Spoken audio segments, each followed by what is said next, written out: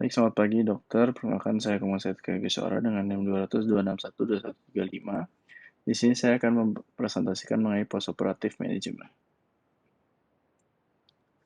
Manajemen postoperatif adalah tanggung jawab ahli anestesi berlanjut sampai tanda-tanda vital normal telah ditetapkan dan kondisi pasien tampak stabil.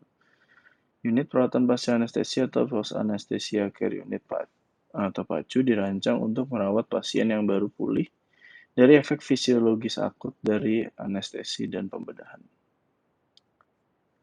Untuk perawatan standar pacu terdiri dari komponen yang aman, ergonomik, memiliki kenyamanan untuk pasien dan keluarga. Pemberian perawatan medis dan memungkinkan lingkungan seharusnya benar-benar nyaman.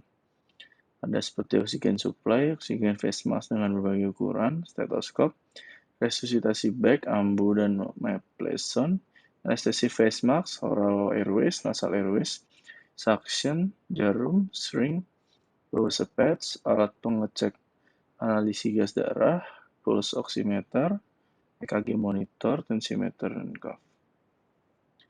Untuk pemantauan pacu, pada saat kedatangan pasien di pacu, dokter harus menjelaskan riwayat pasien, kondisi medis, anestesi, dan pembedahan. Perhatian khusus diarahkan untuk pemantauan oksigenasi, oximetri denyut, lalu ventilasi seperti frekuensi pernafasan, potensi saluran nafas, dan kapnografi. Dan sirkulasi seperti tekanan darah arterial sistemik, denyut jantung, EKG. Tanda vital dicatat sering diperlukan, sekurang-kurangnya dilakukan setiap 15 menit. ASA direkomendasikan sebagai pemantauan standar di PACU. Yang diperhatikan adalah keadaan jalan nafas, warna bibir dan mukosa, saturasi oksigen, ventilasi yang adekuat, perfusi, dan fungsi sistem saraf pusat. Untuk rekomendasi pemantauan di PACU, manajemen pasien anestesi meliputi penilaian dan pemantauan fungsi respirasi, kardiovaskular, neuromuskular, status mental, suhu, nyeri, mual, dan muntah, drain, dan pendarahan, dan produksi urin. Untuk yang rutin, respirasi ada laju nafas, potensi jalan nafas, saturasi oksigen, kardiovaskular ada laju nadi, tekanan darah, neuromuskular ada pemeriksaan fisik, status mental, nyeri, mual, dan muntah. Lalu, untuk opsional tergantung pasien ada elektrokardiogram, blokade neuromuskular, seperti nerve stimulator, suhu, urin output, drain, dan pendarahan. Lalu pemulihan dari anestesi umum, tanda vital dinilai setidaknya setiap 5 menit selama 15 menit pertama atau hingga stabil dan setiap 15 menit sesudahnya.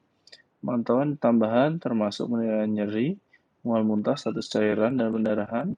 Setelah tanda vital dicatat, maka harus melapor kepada perawat PACU mencangkup riwayat preoperatif yang relevan, status mental, ketulian, cacat mental, lalu intraoperatif yang bersangkutan dengan kejadian, masalah pasca bedah yang diperkirakan, kebutuhan yang diantisipasi di PACU seperti pemberian obat, dan perawatan pasca anestesi.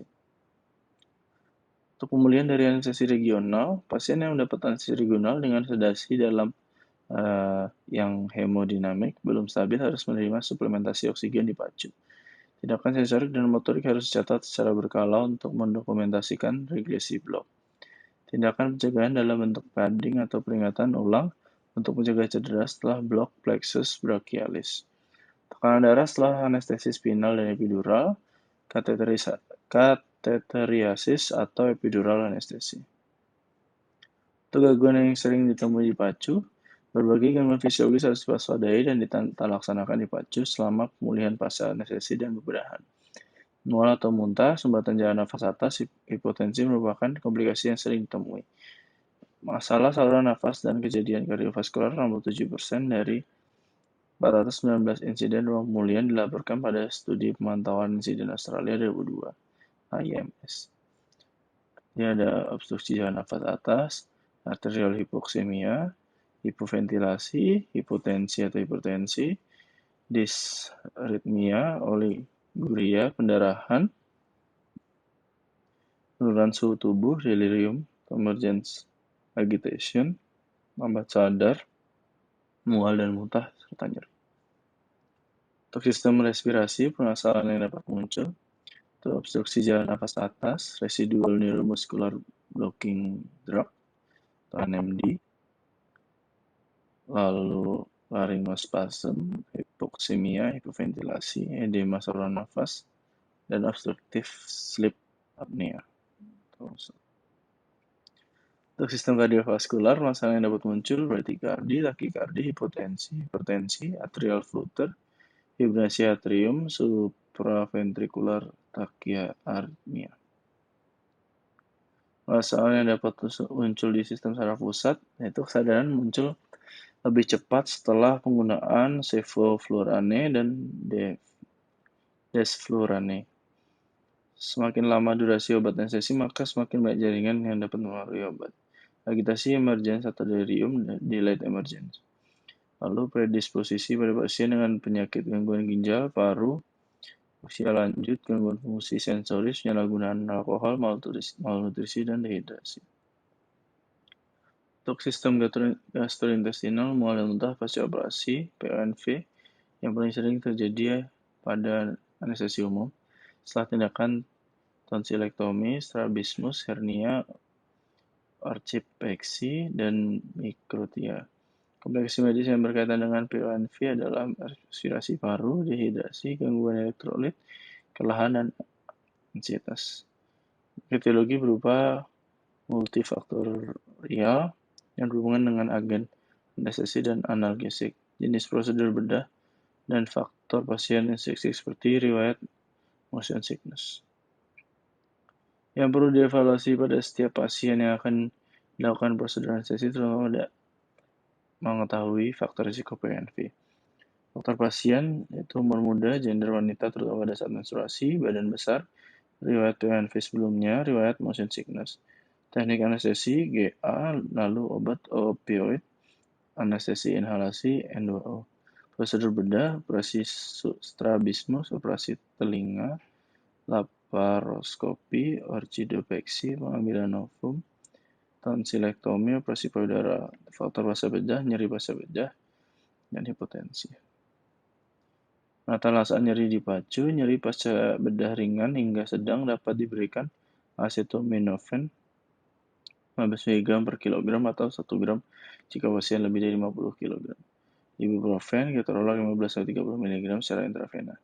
Nyeri pasca bedah sedang sampai berat dapat diberikan opioid oral atau parenteral dengan titrasi dosis kecil. Pemberian OAINS, acetaminophen, dan gabapentin oral praoperasi dapat secara signifikan mengurangi kebutuhan opioid pasca bedah. Menggigil dan hipotermia. Akibat hipotermia perioperatif atau efek dari agen anestesi atau kombinasi keduanya.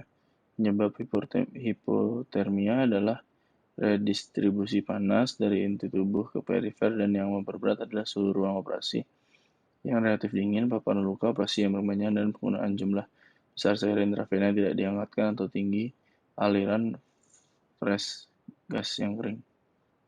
Hipotermia dapat ditata laksanakan dengan forced air warming device atau dengan pemanasan lampu atau selimut pemanas. Lalu kriteria pengeluaran.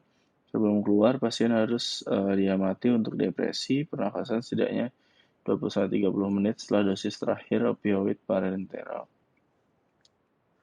Lalu kriteria minimum lain untuk pasien pasca anestesi umum biasanya termasuk hal berikut. Mudah dibangunkan, orientasi penuh, kemampuan menjaga dan melindungi jalan nafas, tanda vital stabil STE 30 menit, kemampuan untuk minta bantuan jika diperlukan, tidak ada komplikasi bedah yang jelas seperti pendarahan aktif. Lalu, kriteria pengeluaran juga pasien yang menjalani anestesi regional harus dinilai regresi blok AD sensorik dan motorik. Resolusi lengkap dari blok sebelum dikeluarkan dari pacu mencegah adanya cedera karena kelemahan motorik atau defisit sensorik.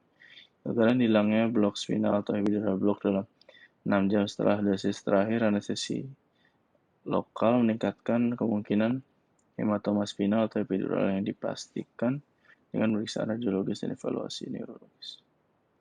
Pasien one day care, pemulihan pasca anestesi prosedur rawat jalan mencakup 2 tahap. Siapan rumah, pemulihan psikomotor lengkap. Pemulihan propriosepsi, tonus simpatik, fungsi kandung kemih, dan kriteria tambahan kekuatan motorik setelah anestesi regional harus dinilai sebelum dipulangkan. Untuk skor pemulihan pasca anestesi, dapat dilihatnya terlebih dahulu untuk tentukan apakah pasien sudah dapat dipindahkan ke ruangan atau masih perlu diobservasi di ruangan recovery room atau high care unit. Ini untuk skor yang biasa digunakan untuk menilai kondisi pasien pasca anestesi, yaitu ada T-score untuk dewasa dan Stewart score untuk anak-anak, serta Bromat score untuk spinal anestesi dengan masing-masing kriterianya. Lalu untuk post anesthesia discharge scoring system atau PADSS, PADSS digunakan untuk pasien outpatient atau one day care. Untuk skor di atas lebih sama dengan 9 dinyatakan boleh keluar dari PACU atau pulang. Pasien pulang dengan dihantar orang dewasa yang dapat mengawasi selama 24 jam. Untuk kriterianya, tanda vital 20% dari baseline perioperatif, poinnya 2, 20% sampai 40% dari baseline perioperatif, poinnya 1, lebih dari 40% dari baseline perioperatif, poin 0. Untuk tingkat tanda vital, sadar penuh, tidak pusing, keadaan yang sama saat perioperatif, poin 2, membutuhkan bantuan, poin 1, tidak dapat berjalan, poin 0. Mual dan muntah, minimal dapat diatasi dengan pemberian obat oral 2, sedang dapat diatasi dengan pemberian obat parenteral, poin 1, muntah berkelanjutan setelah pemberian obat berulang, poin 0. Untuk nyeri, minimal atau tidak ada, dapat diterima oleh pasien, teratasi dengan pemberian obat per oral. Jika iya, maka dapatkan poinnya 2, jika tidak, maka poinnya 1. Untuk pendarahan operasi, untuk minimal tidak membutuhkan pergantian verban, itu dapat poinnya 2. Untuk yang sedang membutuhkan sampai 2 kali pergantian verban, poinnya 1. Dan untuk yang berat, 3 atau lebih pergantian verban, maka poinnya 0. Baik, sekian presentasi dari saya. Mohon maaf jika terdapat kesalahan. Terima kasih, Dok.